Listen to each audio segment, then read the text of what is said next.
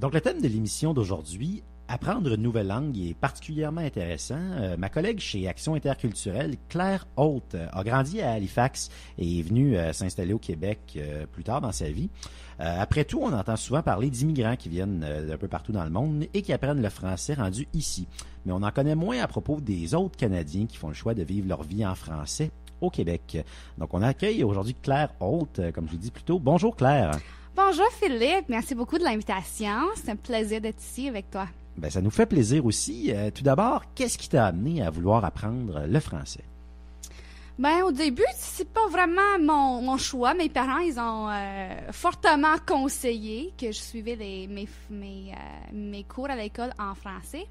Alors, de 4e année à 6e année, j'avais juste les cours de français de base. Puis, à partir de 7e année, j'ai suivi tous mes cours à l'école en français. Alors, la géographie, les mathématiques, sciences, histoire, tout ça, j'ai suivi en français. Alors, au début, tu sais, c'était mes parents qui m'ont conseillé de le faire, mais c'était mon choix à moi de rester dans le programme puis de continuer à apprendre mes études à l'école en même temps qu'apprendre le français.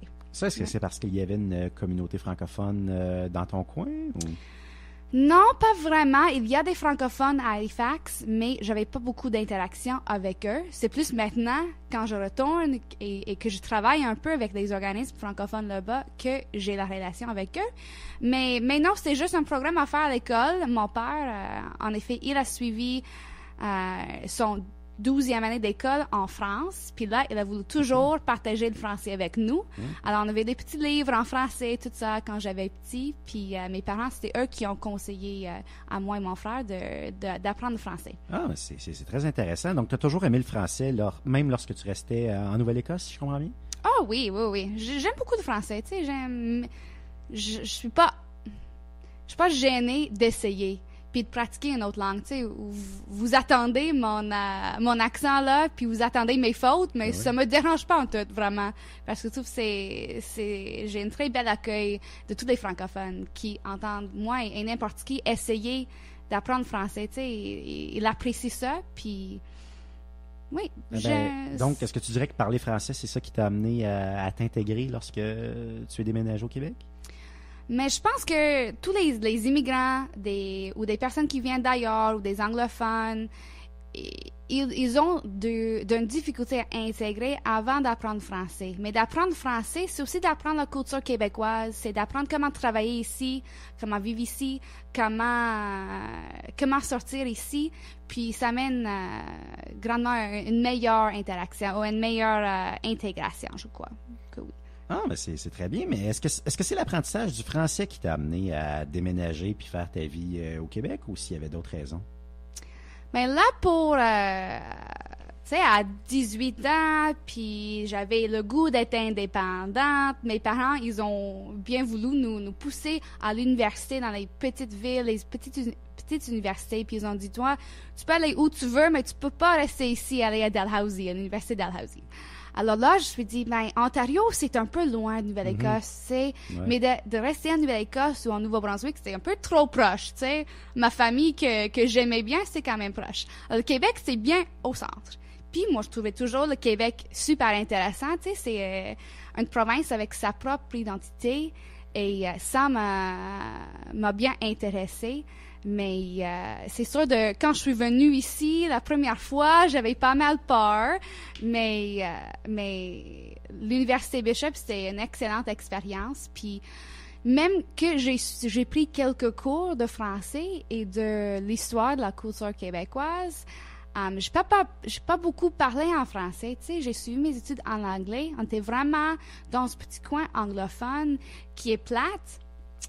Mais oui, j'ai vu ma vie en anglais. Oui, c'est ce qui est quand même ironique de constater que tu vivais un peu en français à Halifax pour venir t'installer finalement au Québec pour parler plus anglais que ce que tu faisais peut-être là, même là-bas. C'était ça le cas, oui, bizarrement, mais c'est comme ça que ça s'est arrivé. Mais suite à Bishop, j'ai vraiment eu une belle occasion d'aller étudier un été à l'Université Laval avec le programme Explore. Oui. Puis ça, je conseille à Oui, mais parle-nous de cette expérience-là. Tu m'as conté plutôt que ce passage-là, là-bas, c'est ça qui t'avait vraiment là, forcé à, dans le fond, apprendre un français là, plus usuel avec d'autres personnes. Parle-nous-en donc plus de ce que tu as fait justement à Québec. Ben là, c'est une super belle occasion pour tous les Canadiens de soit apprendre l'anglais, s'ils sont des francophones, ou soit apprendre français, s'ils sont anglophones. Puis là, le gouvernement, il paye pour des jeunes d'aller vivre dans une autre ville, de suivre des cours, de participer à toutes sortes d'activités d'apprentissage.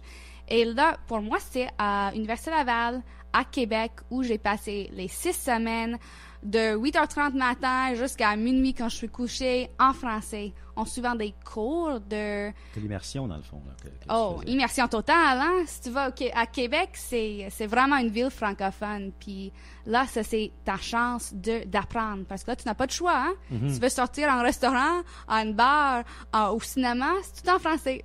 Alors, pour des anglophones, ça, c'est une excellente chance d'apprendre. Puis, tu sais, j'ai comme perdu un peu mon français à Bishop parce que je ne l'ai pas beaucoup utilisé. Okay. Puis, suite à ça, d'aller à Québec, ça s'est tout revenu. Puis, j'avais vraiment la chance d'étudier avec des super bons professeurs, tu sais, qui aimaient tellement le français, qui voulaient tellement partager leur langue avec des jeunes. Tu sais, ils étaient excités de parler le français puis d'enseigner le français. Puis, à cause de ça, ben, les étudiants étaient excités à apprendre aussi.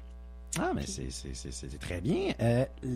Les autres Canadiens anglais, si on veut, ils réagissent comment lorsque tu leur parles que tu es déménagé de la Nouvelle-Écosse pour venir t'installer au Québec, que tu vis en français dans le cadre de ton travail? Est-ce qu'il y a des réactions? Mais je pense des deux côtés, il y a un peu de peur de l'inconnu, hein? Pour des Canadiens anglophones, ils disent « Oh, mais le Québec, c'est différent, ils parlent français, moi, je parle pas français, comment est-ce que je peux vivre là? » Puis les francophones, des fois, c'est la même chose. « Ben moi, je veux pas déménager parce que là, j'aime beaucoup le français, puis je sais pas si je peux parler le français hors du Québec. » Mais là, tout le monde, je pense qu'ils sont plus intéressés, tu sais, ils trouvent que c'est peut-être une aventure d'aller s'installer au Québec, puis de vivre en français. Et tout le monde, il trouve ça vraiment intéressant.